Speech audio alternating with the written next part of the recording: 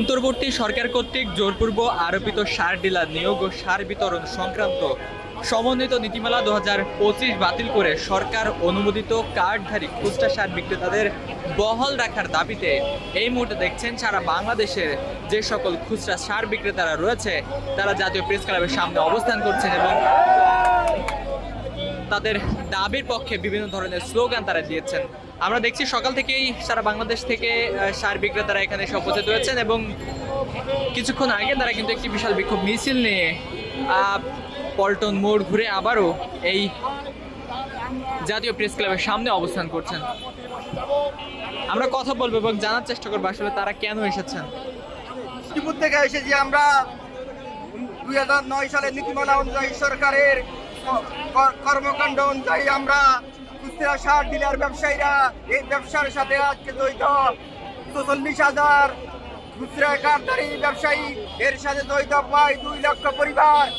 এই পরিবার আমরা এই সামান্য ছোটখাটো ব্যবসা করে আমরা ডাল ভাত খেয়ে এতদিন বেঁচে আছি, কিন্তু সরকার আমাদেরকে কোনো নোটিশ না দিয়ে আমাদেরকে এই খুচরা কার্ডধারীদেরকে বাদ করে দিয়েছে। আমরা এর প্রতিবাদে আজকে আমরা এখানে মানববন্ধন করেছি এবং সোশ্যাল মিডিয়াকে আমরা জানিয়ে দিতে চাই আমাদের এই খুচরা কার্ডধারী যেন বহাল থাকে। আপনাদের এই দাবি না মেনে নিলে কি করবে? না মেনে নিলে আমরা সামনে কর্মসূচি ডাক দিব। আরো কি কর্মসূচি আসতে পারে? হ্যাঁ, কি কর্মসূচি আসতে পারে? আমরা দোকানপাট বন্ধ করে দিয়ে দিব এবং অনির্দিষ্টকালে যদি দোকানপাট বন্ধ করে এবং আমরা অন্বেষণ ধর্মঘট পালন করব। এই কার্ড বাতিলের ফলে আপনাদের আসলে কি ধরনের অসুবিধা হচ্ছে? আমাদের লোন আছে, লোনগুলো আমরা কিভাবে পরিশোধ করবো? আর আমাদের লক্ষ লক্ষ টাকা লোন করা আছে ব্যাংকে, আমরা কিভাবে পরিশোধ করবো?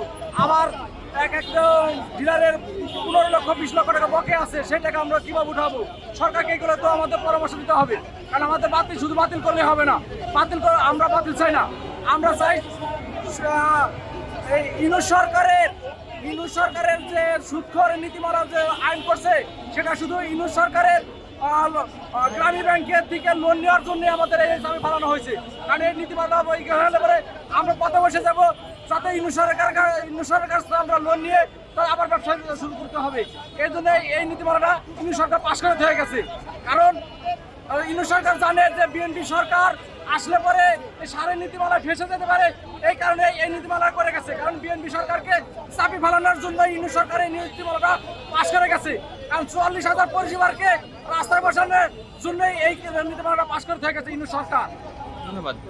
দর্শক দেখছেন সারা বাংলাদেশ থেকে বিভিন্ন প্রান্ত থেকে সার বিক্রেতারা এসে উপস্থিত হয়েছেন এই জাতীয় প্রেস ক্লাবের সামনে।